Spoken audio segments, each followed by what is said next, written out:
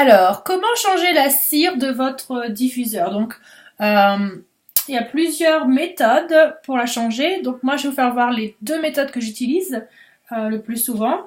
D'abord, je commence avec la méthode que j'utilise le moins souvent. Je vais vous dire pourquoi j'utilise ça le moins souvent.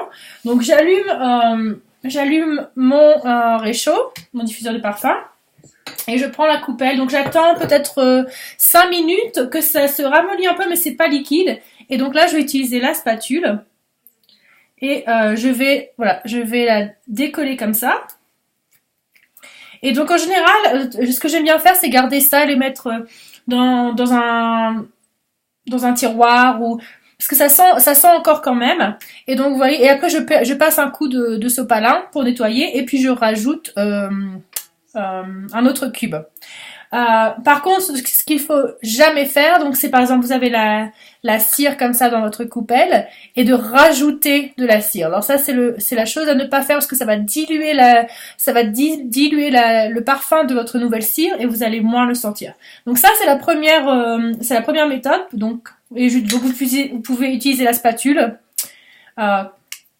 J'utilise cette partie-là pour décoller j'utilise pas vraiment celle-là. Après pour nettoyer un peu. Donc ça c'est la méthode, c'est l'une des méthodes.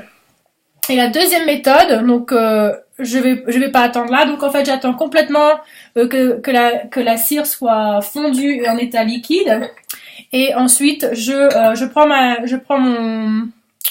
le haut de mon réchaud et je le verse dans la poubelle et après je fais un petit coup de sopalin aussi pour nettoyer et voilà. Donc pourquoi j'utilise cette deuxième méthode et pas la première méthode? Alors c'est assez simple.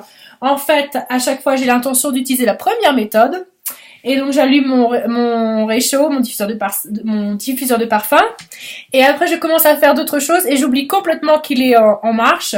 Donc quand je reviens, il est déjà en état liquide. Donc c'est pour ça que j'utilise la deuxième solution, mais celle-là est aussi possible, surtout si vous voulez récupérer la cire en état solide pour l'utiliser. Et ce que vous pouvez faire aussi, c'est que vous pouvez par exemple, si ça sent encore et que vous voulez remettre un autre parfum, vous pouvez mettre ça de côté et puis le remettre après dedans un autre jour.